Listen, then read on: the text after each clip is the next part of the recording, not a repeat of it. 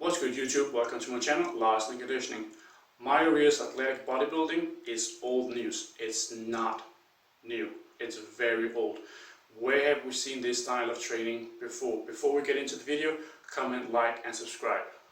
Athletic bodybuilding is really just something old called power building that has been repackaged. And something like this happens all the time with diet trends. The same thing keeps coming up over and over. Actually, power building actually came out more than 10 years ago.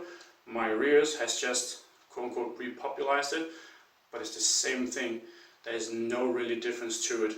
It's the same style. You focus on the big compound movement first and then do smaller accessory movements with more bodybuilding focus.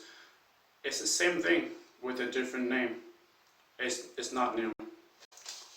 Something that can really prove this is we look at a YouTuber called Elite Fitness. He is an OG of YouTube fitness.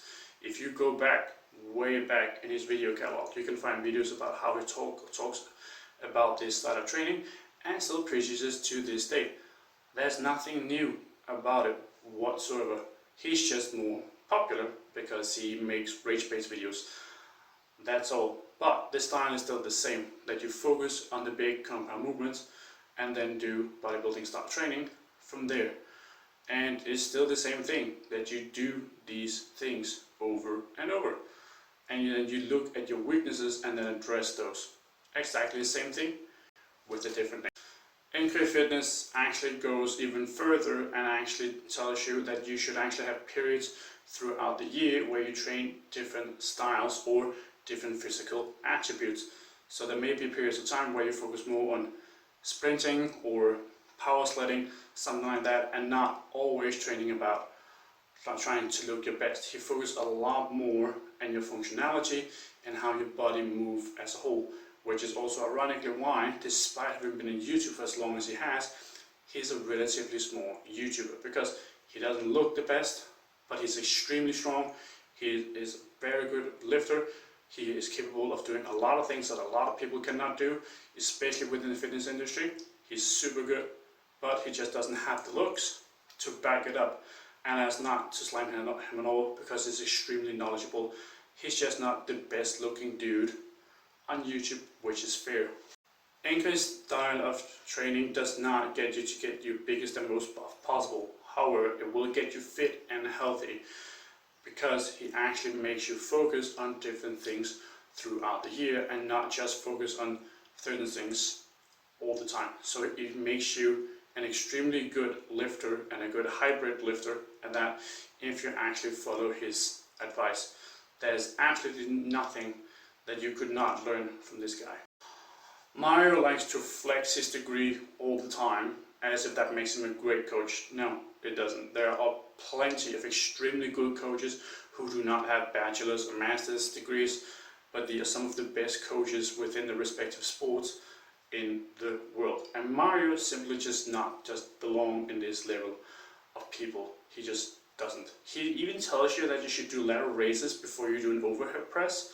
That's moronic. Why will you fatigue your shoulders before you do a compound movement?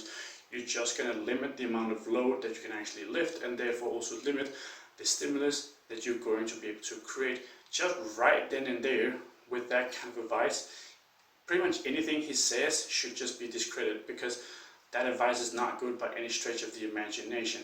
You should not do things like these before your military press. Makes no sense.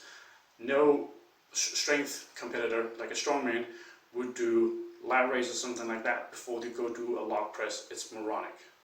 Mario really shows that he lacks experience in terms of lifting, and this is where some of the best coaches actually has a lot, because they have 15, 20, 35, maybe even 30 years of experience. Mario has less than half a decade, I believe, and he doesn't even promote some of the exercises that would be extremely good for athletic ability, what he claims to actually be all about athletic ability. So things like push presses, pendulum rows, power sleds, he doesn't promote them, yet these are some of the best movements that you can actually do to teach you to be aggressive, explosive, and generate a lot of force, but he just simply doesn't advocate for it, which is something that really shows that he truly does lack experience. He does not have enough time in the trenches to actually have the experience needed to be able to coach people properly. Having a degree does not mean you can't learn anything new. As a matter of fact, people who do not have a degree tend to be more open about learning, whereas people who have degrees tend to be very stuck in their ways, believing that they know absolutely everything, which is something Mario really shows that he believes, that he seems to be knowing just about everything. One thing I have noticed over the years is that at a certain point for a lot of male lifters, their focus in their training tends to shift, and for very good reason.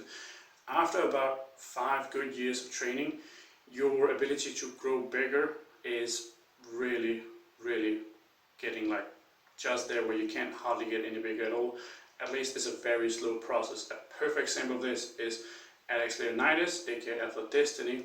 He has grown over the past 5 years, however it's not tremendously, which is why, like I and Angry Fitness, actually advocates for performance, athletic ability, overall functionality, and how you move versus trying to get as big as possible. Trying to get as big and as shredded as possible is also one of the biggest main drivers for getting body dysmorphia. Angry Fitness isn't one of the biggest or most jacked or shredded dudes on YouTube, but he is one of the strongest, most healthiest, and most fittest YouTubers we have. And ironically enough, he is called a fitness influencer, which a lot of other people also are, but when it comes to it, they have no fitness ability. The word fitness in these days and age has lost practically all meaning. You can take just about any fitness influencer and put them through a true, proper training, and they will not fare well at all, because even though they're called fitness influencers, what they really is, if we look at it objectively speaking, the beauty influencers. The whole image is about, well, the image, how they look, not what they're capable of doing. So this is a really big reason why I say fitness has lost all meaning, or at least the word behind it, because the focus these days are very different.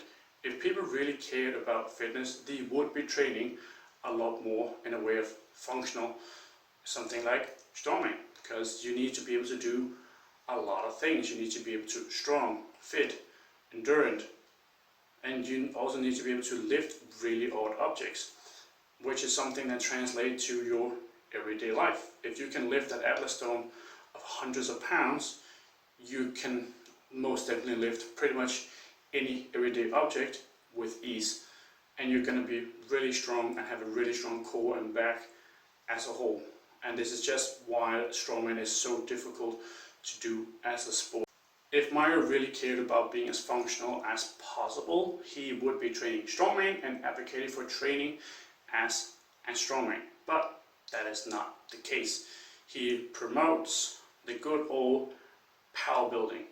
Nothing new about what he promotes. So, Mario Rios, he's not athletic, he's not functional. Large conditioning, signing out. I hope